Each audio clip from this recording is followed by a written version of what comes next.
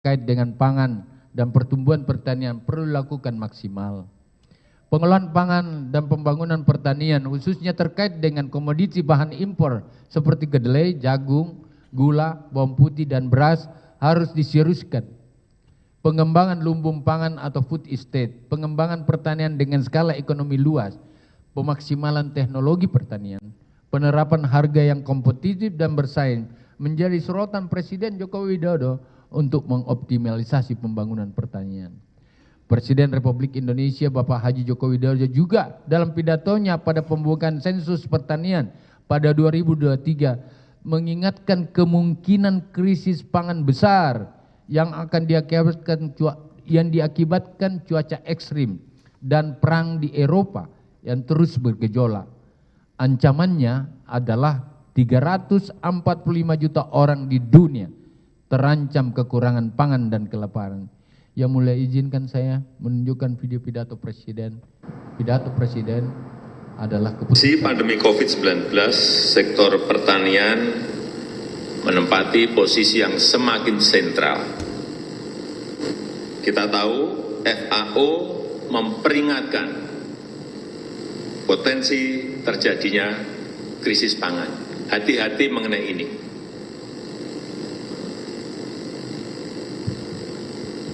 Hati-hati, akibat pembatasan mobilitas warga dan bahkan distribusi barang antar negara, distribusi pangan dunia menjadi terkendala.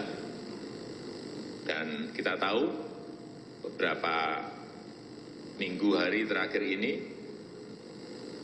urusan yang berkaitan dengan tahu dan tempe, kedelai menjadi masalah juga karena tadi yang saya sampaikan.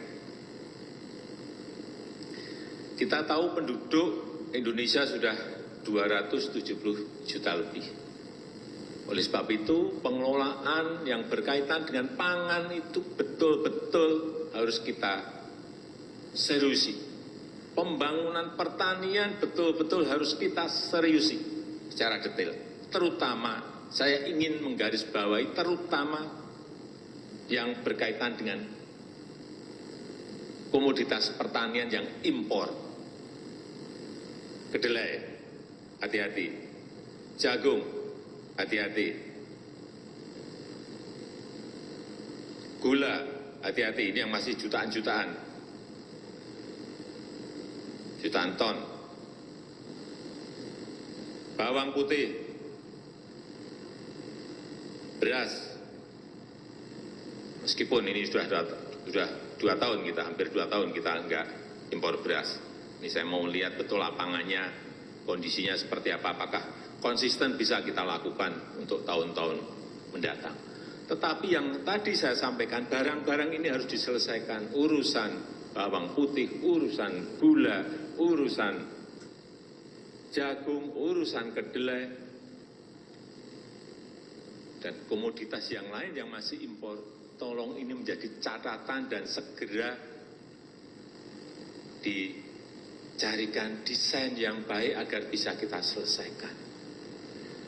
Menurut saya tidak bisa kita melakukan hal-hal yang konvensional, yang rutinitas, monoton seperti yang kita lakukan bertahun-tahun. Kita harus membangun sebuah kawasan yang economic scale. Nggak bisa kecil-kecil lagi. Oleh sebab itu kenapa saya dorong food estate ini harus diselesaikan. Semuanya punya sense of crisis. Tiap hari kita mendengar mengenai krisis pangan. Bayangkan 345 juta orang di 82 negara menderita kekurangan pangan akut. Dan ini yang betul-betul mengenaskan, 19.700 orang setiap hari meninggal karena kelaparan. Kita patut bersyukur bahwa bulan Agustus yang lalu kita mendapatkan sertifikat pengakuan bahwa Indonesia sudah swasembada beras sejak 2019. Izin melanjutkan. Yang mulia yang kami hormati, Jaksa Penuntut Umum dan PH serta hadirin sekalian yang kami hormati.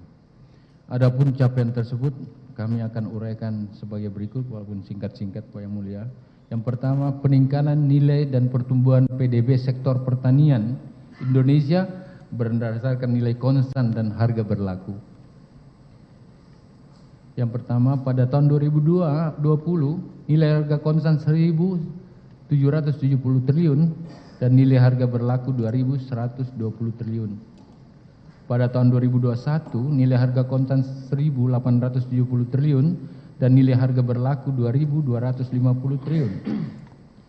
Pada tahun 2022 nilai harga konstan 2.250 triliun, nilai harga berlaku 2.430 triliun. Data ini bukan data Kementan, data ini data BPS statistik yang digunakan resmi oleh negara. Yang kedua, sebelum pencapaian tahun 2019, indeks produksi pertanian nasional 2020-2022 yang stabil dan meningkat. Pada tahun 2020, indeks produksi pertanian sebesar 167,55%. Pada tahun 2021, indeks produksi pertanian sebesar 166,49%. Pada tahun 2022, indeks produksi pertanian sebesar 175,75%. Yang ketiga, nilai tukar petani atau nilai kesejahteraan petani yang meningkat dan terus bertambah, yang sebelumnya dari 99%. Pada tahun 2020, nilai tukar petani sebesar 105,83%. Pada tahun 2021, nilai tukar petani sebesar 104,64%, nggak pernah dicapai sebelumnya. Pada tahun 2022, nilai tukar petani sebesar 107,33%. Nilai tukar usaha pertanian dari tahun 2020-2022 yang awalnya dari hanya 90%, pada 2020 nilai tukar usaha pertanian mencapai 105,12%. Pada tahun 2021 nilai tukar usaha pertanian sebesar 104,9%. Pada tahun 2022 nilai tukar usaha pertanian sebesar 107,46%. Yang kelima, peningkatan nilai ekspor pertanian. Jadi bukan impor, Pak. Pertanian ekspor. Pada tahun 2022 beras 366.151 kg setara dengan 14 triliun 173 juta 572.000. Jagung kita ekspor 64.272.450 kg setara dengan 231 triliun 224 juta 760.000. Bertambah pada tahun 2021 beras menjadi 3.261.400 kg setara dengan 36 triliun 479 juta 814.000. Jagung 3.476.208 kg setara dengan 153 triliun 293 juta 210.000 rupiah. Serta pada tahun 2022 beras 2.962